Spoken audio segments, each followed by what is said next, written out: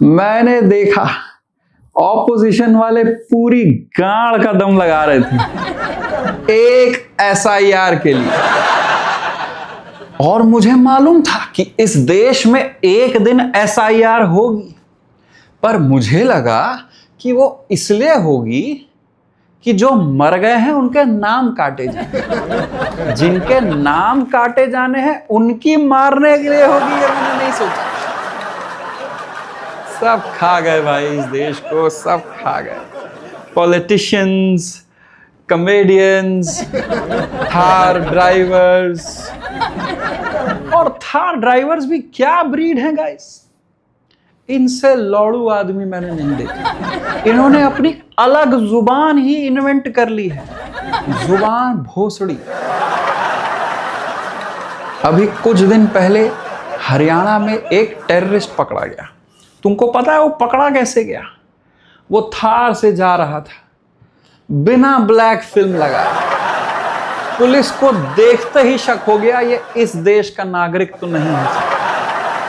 और शक्तिमान ने बिल्कुल सही कहा है, कॉमेडियंस बेच खाए इस देश को, ऐसी घटिया बातें करते हैं ओपन माइक्स पे आकर। मैं लिख के लाया हूं 3 बातें। देश के टॉप कॉमेडियंस ने ये बात बोली, कैसे बोली मुझे नहीं पता, ये बोलना ही नहीं चाहिए था। पहली बात कि फास्ट फूड खाने से रेप बढ़ जाता है। दूसरी बात, when rape is inevitable, lie down and enjoy it। और तीसरी बात, मध्य प्रदेश की सड़कें देश में इतनी अच्छी हैं कि अमेरिका जैसी हो गई। बताइए कैसी बातें कर रहे हैं हमारे कॉमेडियंस, प्रोफेशनल कॉमेडियंस। और देखो पॉलिटिशियंस के तो क्या ही कहने।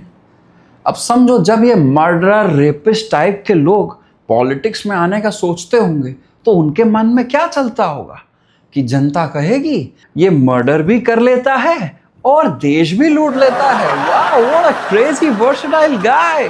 वाओ, उनको नहीं मालूम कि मर्डरर, रेपिस्ट टाइप का आदमी पॉलिटिशियन बन सकता है, लेकिन पॉलिटिशियन आदमी मर्डरर, रेप नहीं कर सकता है।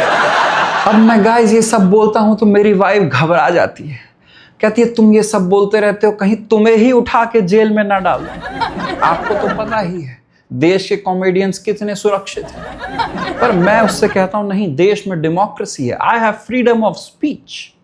और जब मैं देश की अलग अलग सरकारों से इंस्टाग्राम जैसे इंपॉर्टेंट प्लेटफॉर्म पे सवाल करता हूं तो ऑपोजिशन के लोग मेरे सपोर्ट में आ जाते हैं। वो कहते हैं हम तुम्हारे साथ हैं। अब मैं उनको क्या बताऊं भाई, मुझे आपका साथ और आपका हाथ नहीं चाहिए। आप अपना हिलाओ भाई, आप अपना चड्ढा खुद संभालिए, आप अपना चड्ढा खुद संभालें।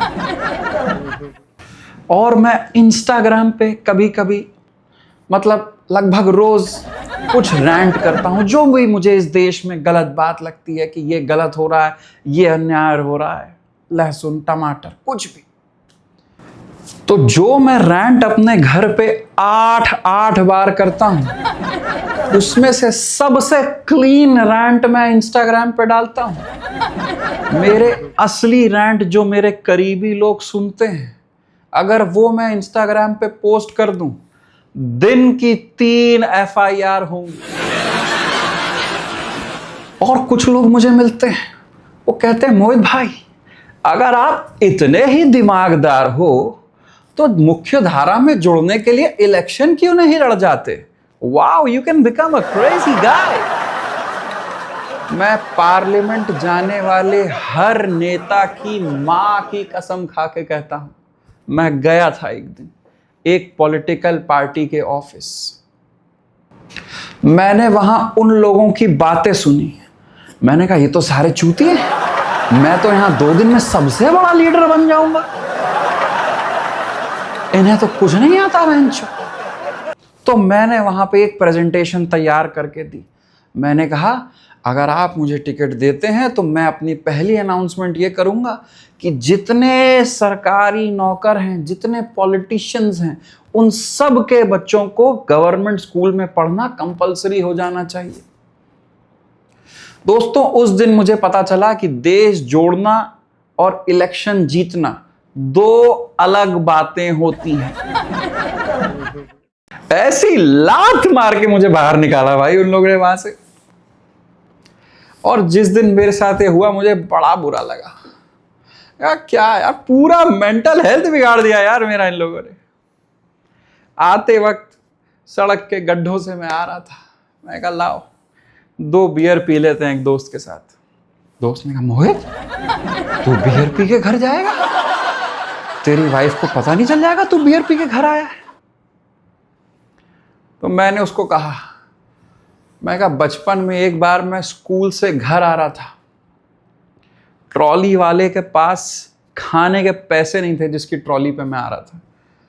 5 रुपए थे उसके पास। वो गया एक देसी ठेके पे, उसने 5 रुपए की नारंगी खरीदी और पी के अपना पेट भर लिया। मुझसे उसका दुख देखा नहीं गया, मैं भी गया, मैंने 5 रुपए की नारंगी पी, मैं भी पी गया उसको। मैं घर आया, गेट पे पापा ने पूछा, बेटा ये तुम दारू पी के आए हो क्या? तुमसे अल्कोहल की खुशबू आ रही है, मतलब बदबू आ रही है। मैंने कहा पापा, वो आज लैब पीरियड था ना, तो वहाँ हम आज फ्रॉग डाइसेक्ट कर रहे थे, तो फ्रॉग जिस बीकर में था उसमें अल्कोहल थी, तो वो खेलते खेलते मुझ पे गिर गया। तो पापा ने कहा इतने जोर से गिर गया कि पूरी अल्कोहल तुम पे गिर गई? मैं कहा और नहीं तो क्या, ऐसा ही तो होता है दोस्तों में। आपके कभी दोस्त नहीं थे क्या? मेरे बाप को पता नहीं चला कि मैं कॉमर्स साइड में हूं। मेरी बीवी को लौड़ा पता चलने वाला था कि मैं दारू पी के आया।